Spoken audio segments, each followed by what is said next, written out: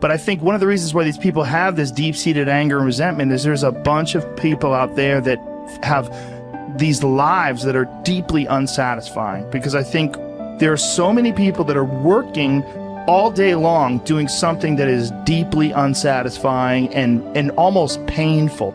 Yeah, it's soul killing. Soul killing. Yeah. They're stuck in traffic all day, and then they're stuck in a cubicle after that. They relish the time to take a shit in the bathroom and look at their phone. I mean, they literally do that. That's a highlight of someone's day. They get in traffic on the way home. They get home after that, they're watching television, and they're... You ever notice that some people seem to want to hang on to stuff that is bothering them? They're forever talking about it. They don't want to let it go. They've had a failure at something and it's grown. I can't get over it. They just can't get over it. Or somebody said something nasty to them. They don't want to let it go. Do you know what we should do? We should ask ourselves, everything that happens, is this serving you? Is this serving you? And if it's not serving you, get rid of it. You don't want anything in your life that's not serving you, that's not causing you to grow, that's not adding to the quality of your life. I don't care what it is. You will find some people, they just hold on to bad stuff. They hold on to problems. They don't want to seem to let it go. And that adds more problems. Whatever you focus on grows. The only thing that can grow is the thing you give energy to. Why would you hold on to anything that's not serving you? How bad does it have to get? I mean, to what denominator, to what lowest level do you have to reach before people really make up their mind to change? My message is, why wait? I mean, when you're feeling so altered emotionally, you feel so bad, that's the moment you could actually see yourself for the first time, because you're not answering your cell phone, you're not responding to all your texts, you're not watching TV, you're not going out to dinners, you're not calling people back. Something's altered in you, and you're starting to become self-aware, right? How dare you to analyze yourself first, your company first, your character, your behavior, your work ethics. How dare you to analyze it and see if there's any change you can make. See, you cannot manage time, but you can manage activity. You can manage your activities. Make certain that what you're doing really makes a difference. Make certain that you're spending your time on activities that are productive, that are taking you in the direction of your goal. If you think about the person that you want to become, what's that person do every day that you don't do right now? And when you start to do the thing that the person you want to become is doing, you leverage something called behavioral activation therapy. And that is a whole body of research that says when you act like the person you want to become, it's the most powerful way to change a habit. It's even better therapy than talk therapy, because the action proves to your brain that you're becoming that person. You're seeing the change through the action, and so then the brain catches up and starts to relate to you like a person that's confident, or a person who adores their appearance, or a person that celebrates themselves exactly as they are. Before you start the day, ask yourself, how do I want to think today? How do I want to feel? How do I want to behave? I mean, what would greatness look like? What would love look like today? What could I do that would be really cool for me at the end of the day? Say, wow, so I had a good day today. What would make me feel that way? And if you can't find an answer to that, start reading. Who reads anymore? Read a book. I read so many books a week. I know, I'm that way too. So read something about, you want to be wealthy? Read a book about someone who became wealthy, and get real and realize they may have failed 50 times before they actually pulled it off. Or what were their characteristics? What were their traits? What made them? It wasn't about their wealth, it was about who they became.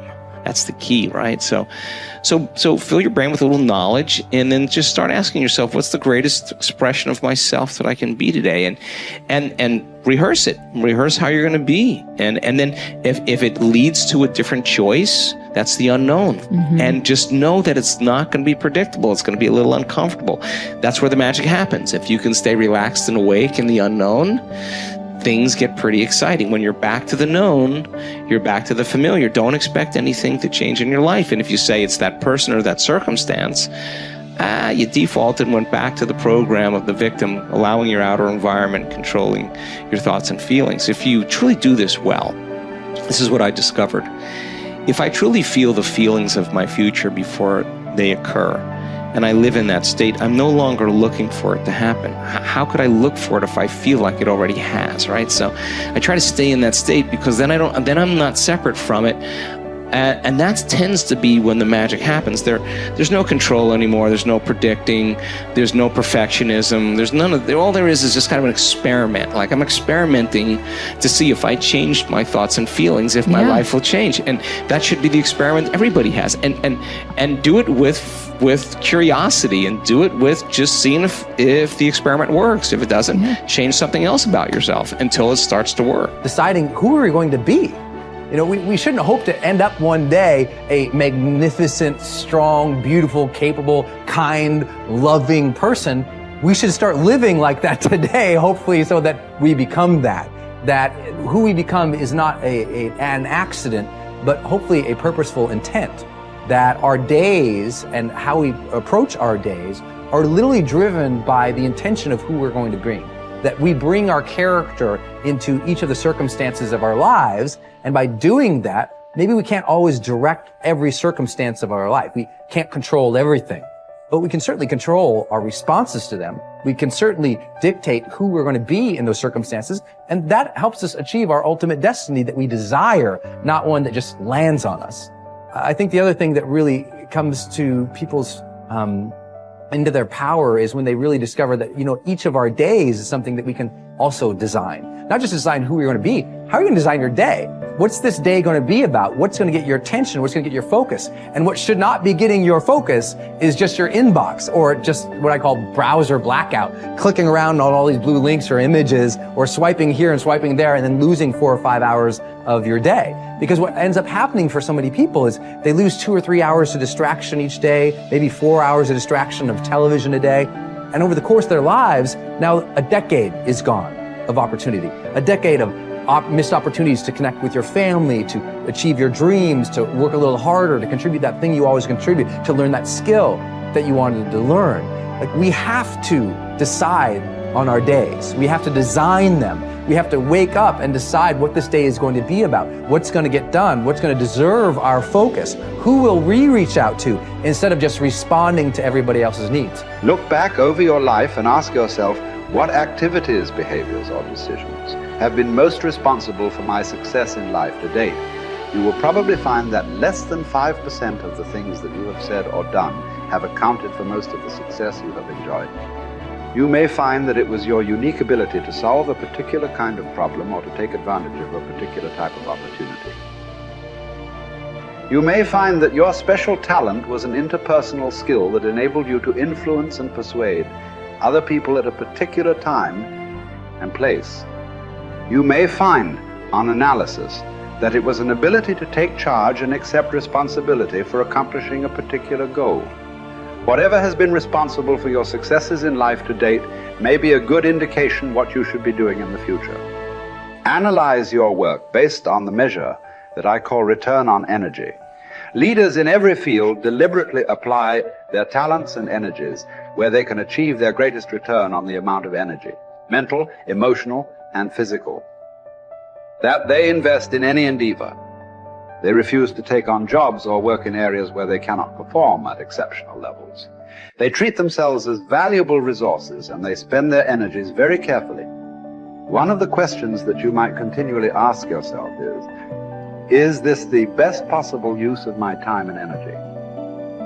Is what you are doing right now the most valuable thing that you could be doing, given your particular combination of talents and abilities? Often answering this question will help you to see that there is a vast difference between what you are currently doing and what you should be doing if you want to be fulfilling more of your potential. Once you have chosen your ideal job or occupation for this stage of your career, your biggest responsibility is to make the decision to become very good and then to become excellent at what you do. In a lengthy study on successful Americans, the Gallup organization discovered that expertise, or being recognized by your peers as one of the very best in your field, was one of the essential ingredients for success in American life. We said before that self-confidence comes from positive knowing rather than positive thinking. It is only when you know that you are outstanding in your chosen field that you really feel terrific about yourself, and that you enjoy high levels of self-confidence. Men and women who are good at what they do and who know that they are good at what they do are very different from those who are only average. They walk and talk and dress and behave differently.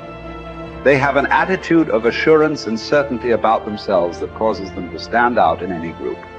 They have a deep down sense of self-worth and self-confidence that is evident to everyone around them. The quality of a person's life is in direct proportion to their commitment to excellence, no matter what their chosen field.